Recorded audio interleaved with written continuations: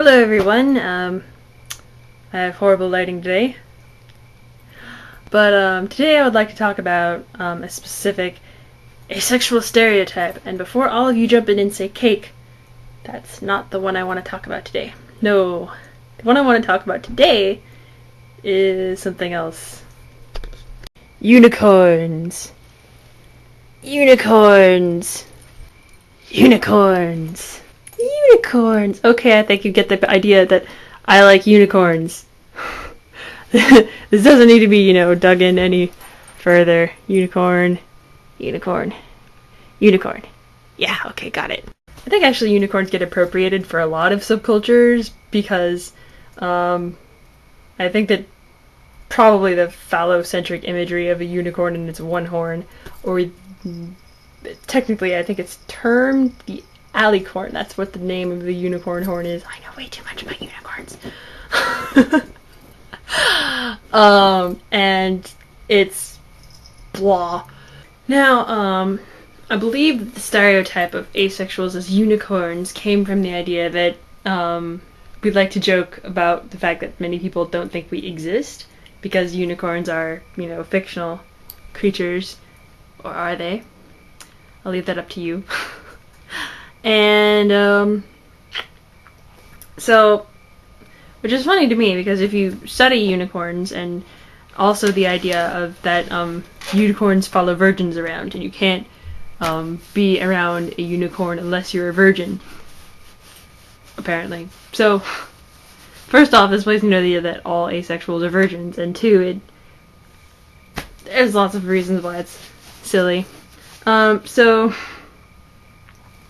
unicorns as a mythological creature, there's a lot of stuff that most people might not recognize about the mythos, but usually, for a refresher for those people who might not know every single thing there is to know about unicorns, or even the basic things there are to know about unicorns, they're kind of awkward legend-wise because the idea of the unicorn kind of plays into a sort of pseudo-chivalrous kind of ancient idea of woman's sexuality, that she's not in control of it herself, basically, because,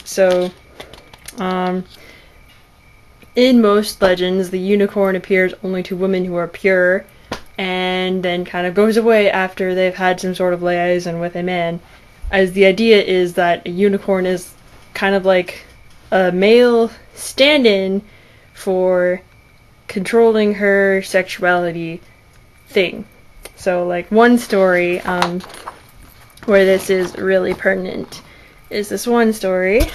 Oh, that was my arm. Yeah, I have a book about unicorns. I have several of those.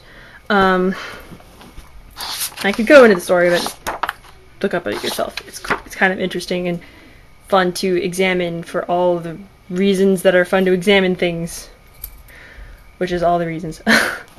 But I'm pretty sure that when we consider it as an asexual stereotype, no one's really thinking about the pseudo-feminist, anti-feminist implications of unicorns. I mean, it's not like, when we go, yeah, cake, we're going, yeah, Marie Antoinette was the best, or anything like that.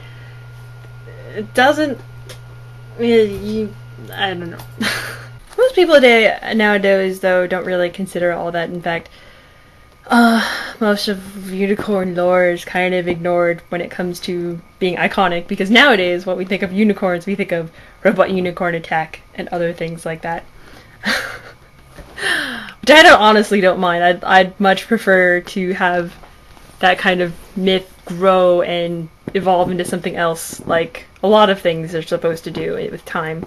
Unicorns are kind of silly, and therefore a long time ago I might have felt awkward about having a symbol of female chastity, because unicorns don't appear to men in old stories, because the men's sexuality wasn't really a problem or seen as a problem in medieval era. And so nowadays I think that it's fun to say I am a unicorn, although I don't know. It's, not, I don't know, possibly a little awkward, but there are worse things to be conflated with, I think.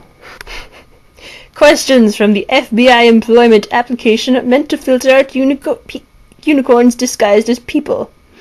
Would you describe yourself as unicorny? I have one horn in the middle of my head, B, no horns. True or false? I am a unicorn. See, silly.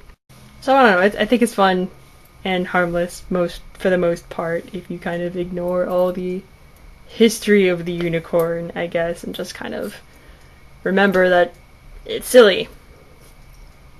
Okay, yeah, that's it for me.